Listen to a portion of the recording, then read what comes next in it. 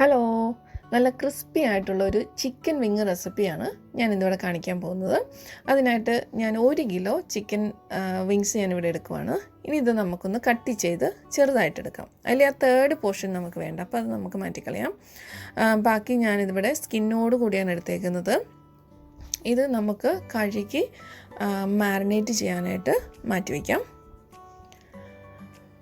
ഇതിലേക്ക് ഞാൻ 1 ടീസ്പൂൺ ഇഞ്ചി പേസ്റ്റും ആവശ്യത്തിന് ഉപ്പും ഒരു 1.5 ടീസ്പൂൺ നന്നായിട്ട് പൊടിഞ്ഞ കുരുമുളക് പൊടിയും കൂടിയാണ് ചേർത്ത് മാരിനേറ്റ് ചെയ്യാൻ പോകുന്നത്. ഇത് കൈ കൊണ്ട് തന്നെ നന്നായിട്ട് തിരുമ്മി യോജിപ്പിക്കുക. ഒരു 1-2 മിനിറ്റ് എങ്കിലും എടുത്ത് നന്നായിട്ട് തിരുമ്മി യോജിപ്പിക്കുക. നമ്മൾ ഈ 3 ഇൻഗ്രീഡിയൻസ് മാത്രമേ ഇതിൽ ചേർക്കുന്നുള്ളൂ. എന്നിട്ട് ഇതൊരു മിനിമം 30 മിനിറ്റ്സ് നമ്മളൊന്ന് റെസ്റ്റ് ചെയ്യാൻ വെക്കണം.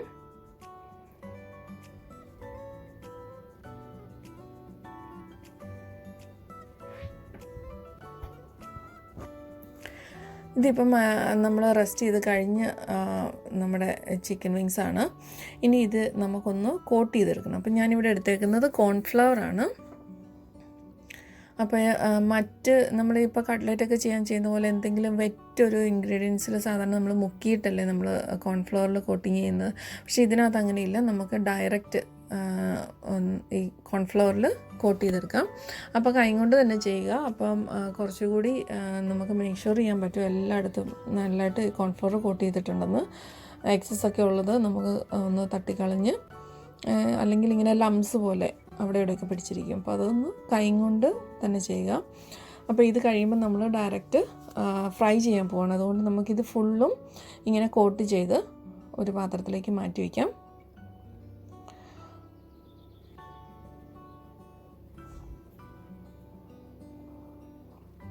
ഇതിപ്പോൾ ഇവിടെ ഞാൻ ഫുള്ളും കോട്ട് ചെയ്ത് മാറ്റി വെച്ചു. ഇനിയിപ്പോൾ ഫ്രൈ ചെയ്യാൻ പോവാണ്.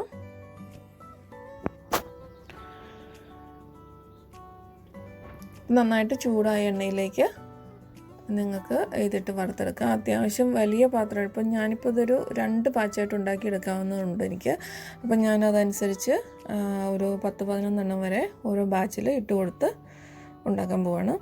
ഇതിനിപ്പം നമ്മൾ മറിച്ചും തിരിച്ചും ഒക്കെ ഇട്ട് നന്നായിട്ടൊന്ന് ഫ്രൈ ചെയ്തെടുക്കണം. അപ്പോൾ ഒരു മിനിമം 8-10 മിനിറ്റ്സ് എങ്കിലും ഓരോ ടൈമിൽ ഫ്രൈ ചെയ്യണം. അപ്പോൾ ഒരു സ്ലൈറ്റ് യെല്ലോ കളർ ആകുമ്പോഴത്തേക്ക് നിങ്ങൾക്ക് ആദ്യത്തെ ബാച്ച് മാറ്റി നെക്സ്റ്റ് ഇത് കണ്ടോ ഈ ഒരു പരിവാകുമ്പോഴത്തേക്ക് നിങ്ങൾക്ക് കോരി മാറ്റാം. എന്നിട്ട് നെക്സ്റ്റ് ബാച്ച് ഇട്ട് കൊടുക്കാം.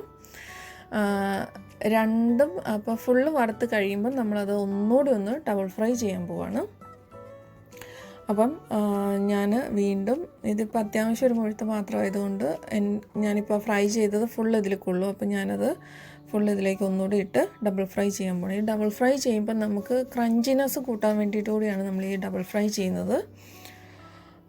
ഉള്ളിൽ ആ ജ്യൂസി ആയിട്ട് നമുക്ക് വേണം, എന്നാൽ പുറത്ത് നല്ല ക്രഞ്ചി ആവുകയും വേണം. അതിന് വേണ്ടിയിട്ടാണ് നമ്മൾ ഡബിൾ ഫ്രൈ ചെയ്യുന്നത്. അപ്പോൾ ഈ ഡബിൾ ഫ്രൈ ചെയ്തെടുക്കുമ്പോഴത്തേക്ക് നമ്മളൊരു നന്നായിട്ടൊരു ഗോൾഡൻ കളറാകുന്നത് വരെ നമ്മളിത് ഫ്രൈ ചെയ്യണം. നിങ്ങൾക്ക് ആ തവിയിൽ നിങ്ങൾക്കത് കോരുമ്പോൾ നിങ്ങൾക്ക് അതിൻ്റെ ഡിഫറൻസ് മനസ്സിലാകും. കാരണം നല്ല ഒരുമാതിരി ഒരു റോക്ക് ഹാർഡ് ഇതിൻ്റെ ഔട്ട്സൈഡിൽ നിങ്ങൾക്ക് ആ തവിയിൽ ഫീൽ ചെയ്യാൻ പറ്റും. ഇനിയിപ്പോൾ ഇത് നമുക്ക് മുഴുവൻ കോരി മാറ്റാം. എന്നിട്ട് നമുക്ക് നമ്മുടെ സോസിന് ആവശ്യമായിട്ടുള്ള സാധനങ്ങൾ നോക്കാം. നമുക്ക് വേണ്ട ഒരു മീഡിയം സൈസ് ഉള്ളി, ഒരു ചെറിയ കപ്പ് ഒരു ഹാൻഡ്ഫുൾ കാഷ്യൂനട്ട്, കെച്ചപ്പ്, ഒരു teaspoon brown sugar, soya sauce, വറ്റൽമുളക് ചെറുതായിട്ട് അരിഞ്ഞത്, ഉപ്പ്, കുറച്ച് ഗാർലിക്. ഇത്രയാണ് നമുക്ക് വേണ്ടത്. ഇനിയിപ്പം ഇത് നമുക്ക് അതിൻ്റെ സോസ് നമുക്കൊന്ന് റെഡിയാക്കാം. ഒരു 2 സ്പൂൺ സോയാ സോസിലേക്ക് നമ്മൾ 1 സ്പൂൺ വിനാഗിരി ചേർത്ത് കൊടുക്കുന്നു. അതിലേക്ക് 2 ടീസ്പൂൺ കെച്ചപ്പ്, ഒരു ചെറിയ ടീസ്പൂൺ ബ്രൗൺ ഷുഗർ, നോർമൽ ഷുഗറും ചേർക്കാം. ഇനി ആവശ്യത്തിന് ഒരു പൊടി ഉപ്പ്. അപ്പം ഞാനിവിടെ ബ്രൗൺ ഷുഗർ ചേർത്തേക്കുന്നത് ഇച്ചിരി കൂടെ കളറ് കൂട്ടും, അതുകൊണ്ടാണ്. ഇപ്പം നോർമൽ ഷുഗർ നിങ്ങൾക്ക് ഉപയോഗിക്കാം. ഇനിയിപ്പോൾ ആ ഷുഗർ ഒന്ന് അലുത്ത് വരുന്നിടം വരെ നമ്മൾ ഈ മിക്സ് എല്ലാം നന്നായിട്ട് മിക്സ് ചെയ്യണം. നമ്മൾ വിനാഗിരി ചെറിയ ടീസ്പൂണിലാണ് എടുക്കുന്നത്. ഞാൻ സ്പൂൺഫുള്ളിൽ നിന്നാണ് പറഞ്ഞത്, ചെറിയ ടീസ്പൂണിലാണ് എടുക്കുന്നത്. ഇനിയിപ്പോൾ നമുക്ക് 2 ടീസ്പൂൺ എണ്ണ ഒഴിച്ച് കൊടുത്ത് നമുക്ക് കാഷ്യൂനട്ട് ആദ്യം ഒന്ന് വഴറ്റിയെടുക്കാം. റോസ്റ്റഡ് കാഷ്യൂനട്ടാണ്, എന്നാലും നമുക്കൊന്ന് ചൂടാക്കിയെടുക്കാം. ഇപ്പം എണ്ണ ചൂടായിട്ടുണ്ട്. ഇതിനകത്തേക്ക് നമുക്ക് കാഷ്യൂനട്ട് അത്യാവശ്യം, ഈ കാഷ്യൂനട്ട് നിങ്ങൾക്ക് ചെറിയ ചോപ്പ് ചെയ്താണെങ്കിലും ഇടാം. ഞാനിപ്പോൾ ഫുള്ളായിട്ടാണ് ഇട്ടേക്കുന്നത്. ഇപ്പോൾ ഓരോരുത്തരുടെ ഇഷ്ടം പോലെ, ഇതിപ്പോൾ നിങ്ങൾക്ക് ചെറിയ ഇത് ഹാഫായിട്ട് വേണമെങ്കിലും ഇടാം.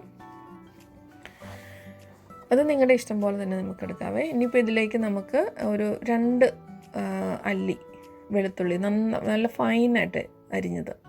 അപ്പോൾ ഇവിടുത്തെ വെളുത്തുള്ളി എന്ന് പറയുമ്പോൾ അത്യാവശ്യം നല്ല വലിപ്പമുള്ള, അതുകൊണ്ടാണ് ഞാൻ 2 വെളുത്തുള്ളി എന്ന് പറഞ്ഞത്. ചെറുതാണെങ്കിൽ ഒരു 3-4 എണ്ണം എടുക്കണം. ഇനിയിപ്പം നമുക്ക് നല്ല ഫൈനായിട്ട് അരിഞ്ഞ് നമ്മുടെ ഒരു മീഡിയം സൈസ് സവോള ഇതിലേക്ക് ചേർത്ത് കൊടുക്കാം. അതോടെ ചേർത്ത് നമുക്ക് വഴറ്റാം. നല്ല പൊടിയായിട്ട് അരിയണം, കാരണം നമ്മളിത് എല്ലാ കോട്ടിങ്ങും കഴിഞ്ഞ് കഴിയുമ്പോൾ നമുക്ക് ഈ ചിക്കൻ കടിക്കുമ്പോൾ ഇതൊന്നും നമുക്ക് കിട്ടരുത്. അതുകൊണ്ടാണ് നല്ല ഫൈനായിട്ട് അരിയണമെന്ന് പറയുന്നത്. നമുക്ക് ആ കാഷ്യൂനട്ടും വറ്റൽമുളകിൻ്റെ അത് മാത്രമേ ഒന്ന് കടിക്കാൻ കിട്ടാവുള്ളൂ. അപ്പം ഇതൊന്ന് ചെറുതായിട്ട് വഴറ്റിയെടുക്കാം. ഇതിപ്പോൾ ഒത്തിരി ബ്രൗൺ ആവണ്ട, നമുക്കൊരു ചെറിയ യെല്ലോ നിറമായാൽ മതി. ഇനി ഇതിലേക്ക് നമുക്ക് വറ്റൽമുളക് ചേർത്ത് കൊടുക്കാം. വറ്റൽമുളക് ഇവിടെ ഞാൻ അത്യാവശ്യം എരിവുള്ളതുകൊണ്ട് ഒരു 3 എണ്ണമാണ് എടുത്തേക്കുന്നത്.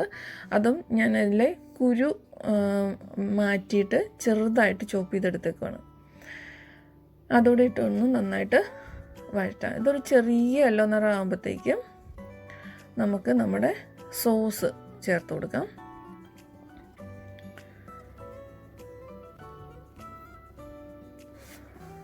ഇതുണ്ടോ, ഈ ഒരു പരുവാകുമ്പോഴത്തേക്കും നമുക്ക് നമ്മുടെ ഈ സോസ് നമ്മളത് മാത്രമേ ഒഴിക്കാവുള്ളൂ. വേറെ വെള്ളമൊന്നും അഡീഷണൽ ആഡ് ചെയ്യരുത്. നമ്മൾ എടുത്തേക്കുന്ന എമൗണ്ട് മാത്രമേ ഒഴിക്കാവുള്ളൂ.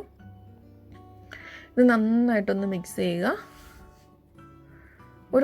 ഒരു മിനിറ്റ്, ഒരു 1.5 മിനിറ്റ്, മാക്സിമം 1.5 മിനിറ്റ് ഒന്ന് മിക്സ് ചെയ്തതിന് ശേഷം നമുക്ക് നമ്മുടെ വറുത്ത് വെച്ചേക്കുന്ന ചിക്കൻ വിങ്സ്, നല്ല ക്രിസ്പി ആയിട്ടുള്ള ആ ചിക്കൻ വിങ്സ് ഇതിലേക്കിട്ട് നന്നായിട്ട് കോട്ട് ചെയ്തെടുക്കാം.